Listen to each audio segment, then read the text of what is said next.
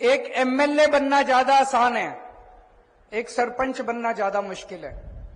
तो आप लोग जो सरपंच का चुनाव जीत के आए हो, ये बहुत बड़ी बात है। एमएलए से भी ज्यादा बड़ा काम करके आए हो। अब आगे काम करना है, आप लोगों को अच्छा काम करना है। जो जिम्मेदारी आप लोगों को आपके गांव के लोगों ने दी है, वो जिम्मेदारी और वो विश्वास आपको पूरा करके दिखाना है। आपको जनता ने चुना, आप सरपंच बने, बड़ी अच्छी बात है। लेकिन एक चीज मानना, जो कुछ भी होता है इस धरती के ऊपर, जो कुछ भी होता है चारों तरफ, वो ऊपर वाला करवाता है, भगवान कराता है। तो अगर आपको ये मौका मिला है आपके गांव की सेवा करने का, इसमें बहुत बड़ा हाथ ऊपर वाले का है। ऊपर वाले ने आपको चुना है, आपके जरिए ऊपर वाला आपके गांव का भला करना चाह रहा है। ऊपर वाले ने आपके गांव की जिम्मेदारी आपको सौंपी है। एक तरफ आपको अपने गांव के लोगों का विश्वास नहीं टूटने देना, दूसरी तरफ आपको ऊपर वाले का भी विश्वास नहीं टूटने देना। अगर आपने बेईमानी की, ईमानदारी से काम करना, ईमानदारी से काम करके किसी पे एहसान नहीं करोगे, अपने ऊपर एहसान करोगे, बेईमानी करोगे, जनता भी जूते मारेगी, जेल भी जाओगे, और बेईमानी करोगे, ऊपर वाले की अदालत में कोई माफी नहीं है।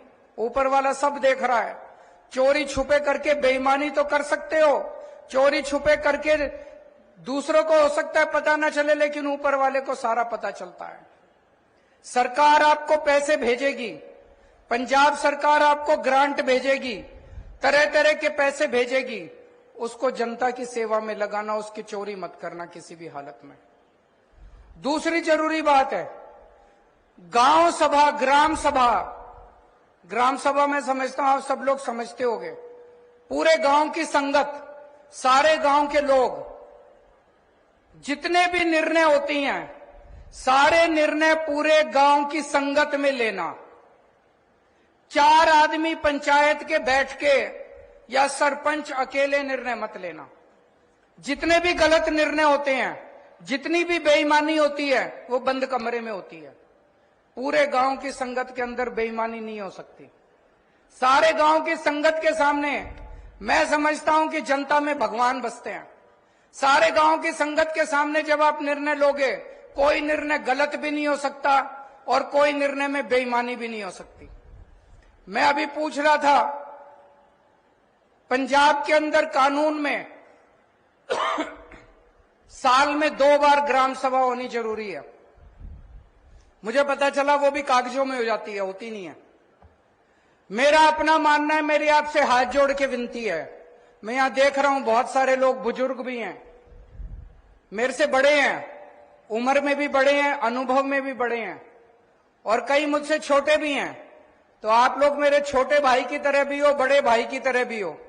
आपको एक ही सलाह दूंगा, कोशिश करना हर महीने पूरे गांव की संगत बुलाना, पूरे गांव की संगत की मीटिंग करना, ग्राम सभा की मीटिंग करना। उसमें जो निर्णय पास हो, जो मते पास हो, सारे मते गांव सभा में पास कराना। जो मते पास हो, जो गांव के लोग कहें, वो सारे काम करना। अपनी मर्जी से कोई काम मत करना। उससे देखना गांव की तरक्की भी होगी और आगे पुण्य भी बहुत लगेगा। आपको जो भगवान ने मौका दिया है ये गांव का काम करने का, ये बहुत बड़ा मौका दिया है। आप बहुत पुण्य कमा सकते हो, बड़े बड़े काम कर सकते हो, गरीबों का उद्धार कर सकते हो, बीमार लोगों का उद्धार कर सकते हो, जो बच्चे गरीब हैं उनको अच्छी शिक्षा दिला सकते हो। बहुत बड़े बड़े, बहुत अच्छे अच्छे काम आप कर सकते हो। बहुत सारा काम ऐसे होते हैं जो हम फिजूल खर्ची कर देते हैं, जिसकी गांव को जरूरत नहीं है। जैसे गांव के बारे में तो मैं ज्यादा नहीं जानता, लेकिन शहरों में, दिल्ली में हम देखते हैं कई बार नीचे के लेवल पे कई अफसर जो हैं, जेई कुछ, वो क्या करते हैं, एक ही फुटपाथ तोड़ तोड़ के दोबारा बनाते रहते हैं। कई काम ऐसे जो होते हैं जो कागजों में होते रहते हैं, जनता को पता ही नहीं चलता।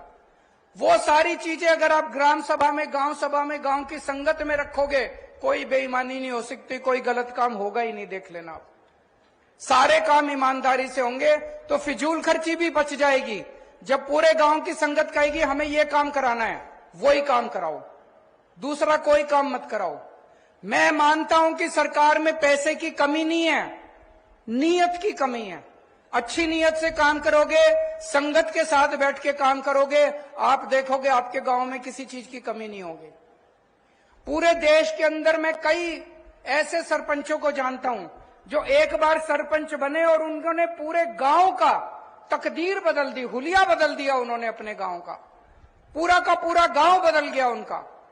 सरपंच के अंदर इतनी ताकत है और सरपंच की इतनी बड़ी जिम्मेदारी है, अगर वो चाहे तो 5 साल के अंदर गांव का हुलिया बदल सकता है।